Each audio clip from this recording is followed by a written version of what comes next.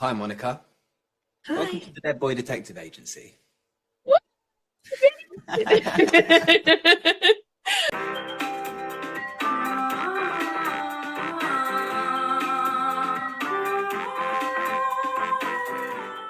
Hello, everyone. My name is Monica Gleberman, and you're listening to Silence on Set podcast. How are both of you? Great. Good. I'm so excited to speak with you guys. And basically, I wanted to know what it was like adapting, obviously, this into a television show, and then also the tone, because there's a very specific. It's fun, it's heartfelt. There's a lot of love, in the show. So, what was it like working on that? Well, I will get into I'll start with the tone question just because that was your last question. And it's also one that like we've been talking about. And I think really the tone is what our show is and what separates it from other shows. And what the heart of the show, like what you picked up, is sort of our relationships with the friendship group, with the two boys, with Niko and Crystal. But it also allows us to be very dark with, as you have seen the whole thing, it gets darker and darker. And so we get to kind of do this genre blend of sort of, we have our friendship characters, we have our case of the week, we have dark comedic tones to break up some of that darkness. And it just allows the show to kind of have its own identity. I think when the show has humor, it allows you to go even darker with the horror. And so we sort of have a darkly comedic horror mystery show. Yeah. Or we call it the Hardy Boys on Acid. Right. That's what we call it. And in terms of adapting, look, I always wanted to adapt this comic book. One concern was we had to age up the guys a little bit from the source material just because the show does get quite dark and we knew where it was heading. And then we held on to the backstories for Edwin and Charles and also the backstory largely for Crystal once she figures out her memories and she has a backstory. And so beyond that, we had this great conversation with Neil where he was like, I love the Dead Boy Detectives because each new creator kind of finds a new way to reinvent them. And so you should feel free to do that too. And when you hear that from Neil Gaiman, all of a sudden you can like exhale because you're not going to disappoint anybody. And so then we really went for it. And I think this show is a testament to that. And again, this is kind of for both of you, Steve and Beth, but you also brought a couple supernatural characters, got to bring it up because they, work together. You have some behind the scenes, cast, crew, showrunners, executive producers. So what was that like kind of mingling them in? Because everyone's super excited to kind of see them all together again. Well, for me, there was no question in my mind that Richard Speight was going to direct on our season because he directed some of the best episodes of Supernatural and definitely of my episodes of Supernatural, my bananas episodes. And then Ruth Connell, there was like really no question in my mind. Rowena was my favorite character to write for by far because Ruth is such an amazing actress. And so getting her into the cast and having her be a series regular and just knock it out of the park was such a pleasure.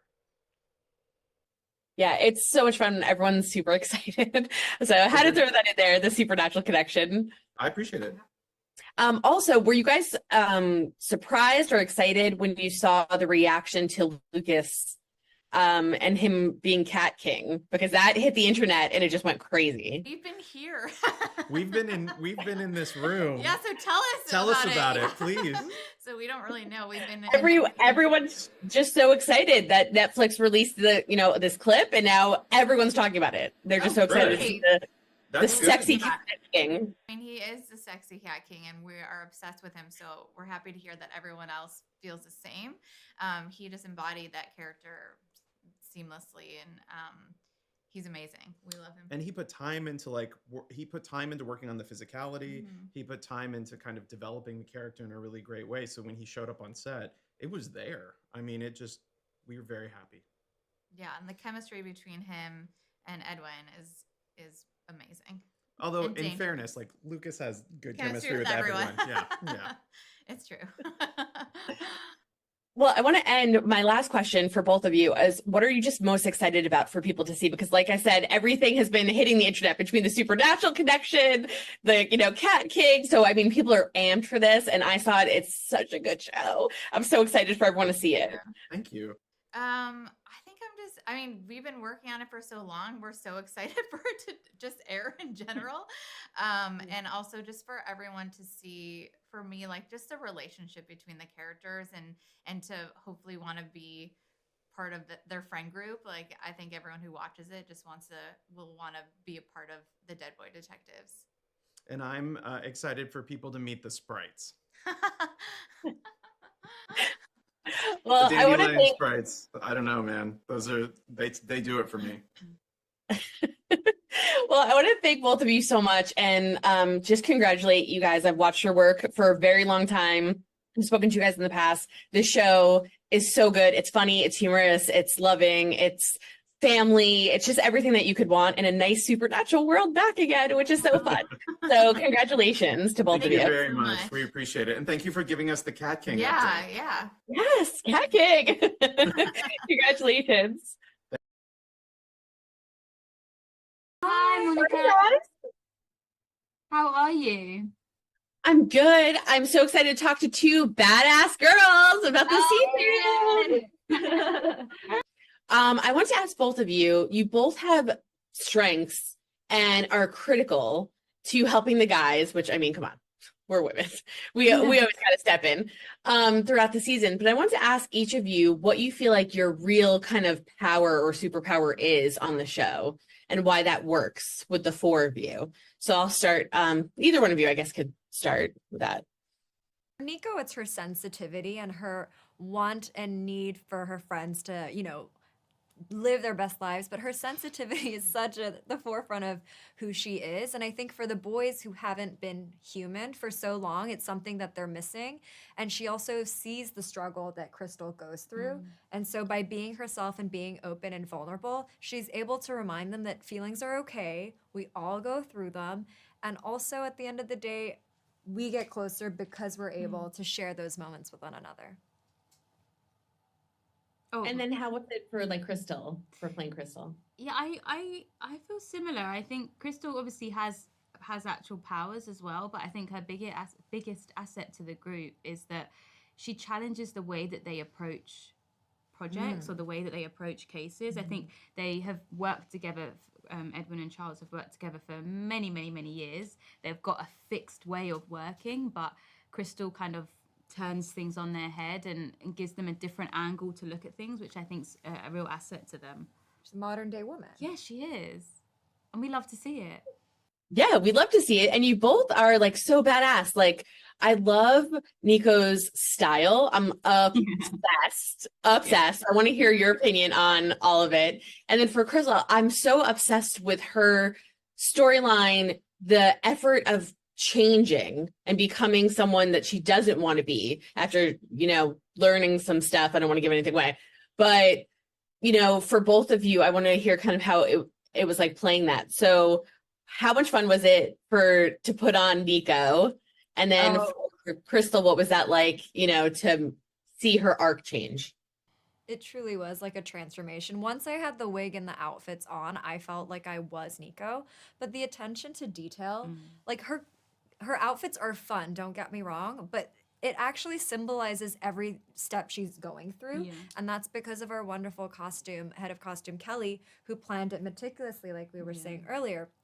And she gets her love of fashion through her love of anime and that other world. So it was really fun to incorporate elements of just Japanese culture within who Niko already is. Yeah, and I think for Crystal,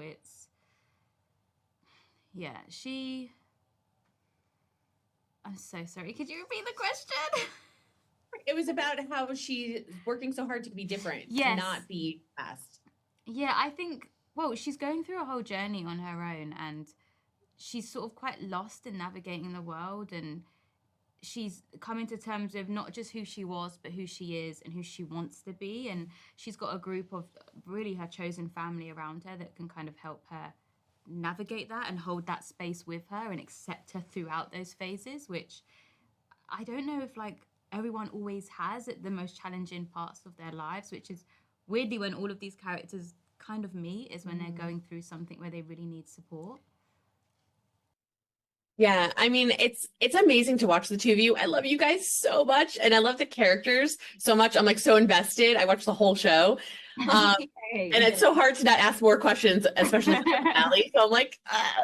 But with my last minute, I'm just going to ask both of you kind of a two-part question, which is just first, what are you obviously most excited to see? Because everything's been breaking the internet, from the Cat King clip to, you know, the trailer when it came out, to the Supernatural connection, that we got a bunch of Supernatural actors and crew back on the show. Like, so just what are you most excited about? And then my other question was, what was like the craziest, funniest moment on set that you haven't told anyone else yet? Oh. I'm most excited to see what people's favorite episode is. I think because they're all different and they all have a different element to them. I'm interested to see what ones people like the most. And craziest thing that we haven't told anyone yet. That's I want the secrets. I'm trying to think if we have anything good for you. because I want to make sure it's good now that we're at this. Now I've got pressure. Ooh, The craziest moment. what? I don't actually know if we have one. Every day Anything was with, crazy. like maybe with the sci-fi stuff because it's not really there, or like anything weird. I mean, like, I feel The like whole show is the weird. whole show is weird. Every day was crazy. It's like we couldn't even believe the things that we were seeing in real life. Like, we have contortionists who play demons. We have incredible sets. We're always about to die or live. It's like afterlife or present time. Yeah. It's like, I'm trying to think as well. I don't know. There's so much that happens in the show that's weird and wonderful, and I think every moment filming it was crazy and great all at the same time. I mean, a fun fact I can give you is the meat in the butcher shop is all real. I haven't told anyone that yet. So the attention to detail from the props department, incredibly real. That's amazing. Well, I had to wrap. I'm so excited. You could probably tell. I love you guys so much. So just congratulations on everything. I can't wait for everyone to see it. And you guys knocked it out of the park. And I just love badass women on TV. So thank you. Thank you. Best dead boy detectives in the house. How is it feel? That feels great. Okay, so really quickly, can I please have Jayden as Charles welcome me to the Dead Boy Detectives Agency? You ready? Yes. Hi, Monica. Hi. Welcome to the Dead Boy Detective Agency. I'm so excited to speak with both of you. I had to like squeeze that in really quick. Oh. I'm so excited. Okay, so let's talk about how you guys built the relationship between the two of you, because every episode I'm like, I just like love you guys and I just want to be your friend and I want to hang out with you and I just want you guys to fall in love eventually. So how do we make this happen? So let's talk about how you guys, built that together. Well, we first met at Heathrow Airport when we were flying out to Vancouver to film the series. And the rest was kind of history. It me and Jayden instantly connected and it felt like we were on the same wavelength, and we're quite similar in lots of ways. And now we just live in each other's heads like constantly, don't we? there's no getting rid of him now. I mean, you said a lot today about yin and yang, right? And I just realized like we're like the black and white. It almost is like yin and yang. Yeah, exactly. And I think when it comes to Edwin and Charles as the characters, I think they do love each other. And I think in the show, over the course of the series, it's really an exploration of how that love manifests and what that love is. And what would you each say about the other one? So I'll start with, I guess, Jayden. What would you say is the strength of the other person to make this show happen? I think, as in, sorry, can you explain that question again? Sure. Like for the characters, like you each have different strengths, but somehow it works really well. So I'm interested to hear what your perspective on the other character that makes it work. What do I think about Edwin that makes it the way it is? I think Edwin's just his sheer love for what he does.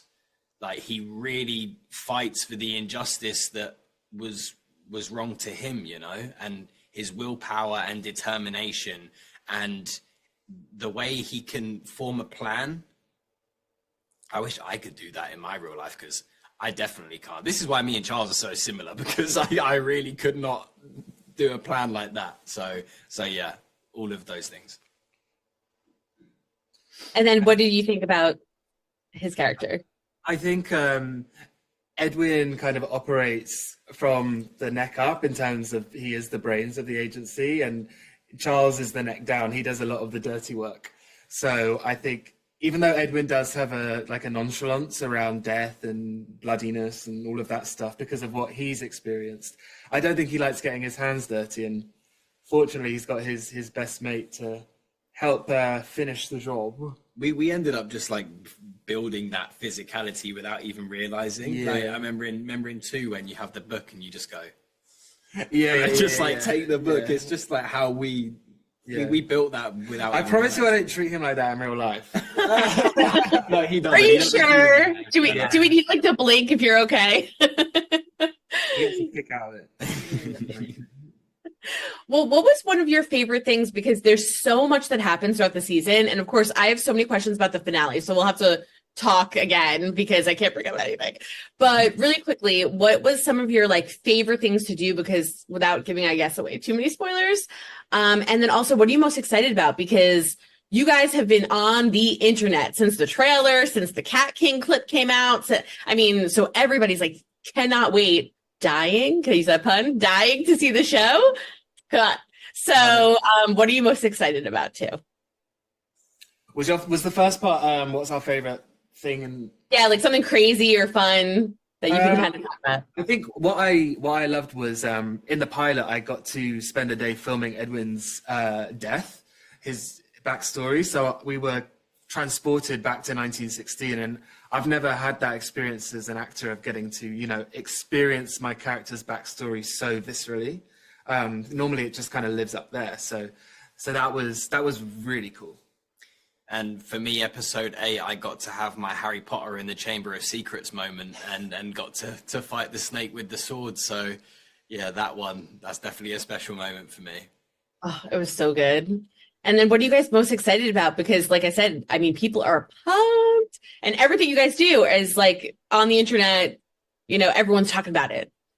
I mean, I think it's really easy to try and sell the show as unique because it's an easy plug, but we genuinely do think the show is unique. It's a really perfect combination of all the whimsy and wackiness that you would want from a supernatural series, but there is this constant undercurrent of truth and humanity that permeates throughout the whole thing, and you see it in the development of each character, and I think that makes the perfect ingredient for a great show. I don't want to say a great show because I don't want to big ourselves up too much. Well, no, but we did make a great show. Yeah, no, we did make a great show, and we said from the start that we wanted to make a show that we would watch, right? True. And I think we really did make that. So yeah, we're glad you love it though. Yeah. Oh my gosh, I love it so much. I literally was like, I'll just watch like the first, and then I was like, nope, going through the whole thing. So I watched What was your favorite episode? The finale. Oh yeah, I loved, and especially the scenes between the two of you in particular. And then I was yelling, like I was like, and I was just yelling the whole time, and so I was in. Yeah, I'm so excited. I love you guys so much. But I just want to say congratulations. It's so good. The two of you built love, family, friendship, acceptance, just so much in this show with supernatural and chaos and craziness that, I mean, I'm obsessed. Everyone's going to be obsessed with it. And you guys just nailed it out of the park. And I cannot wait for season 2. I'm ready for season 2. So let's get that going. Yeah, we love you, Monica. I love you guys too. Thank you for listening to Silence on Set podcast. My name is Monica Gleberman. Don't forget to hit that subscribe button and stay tuned for more interviews to come.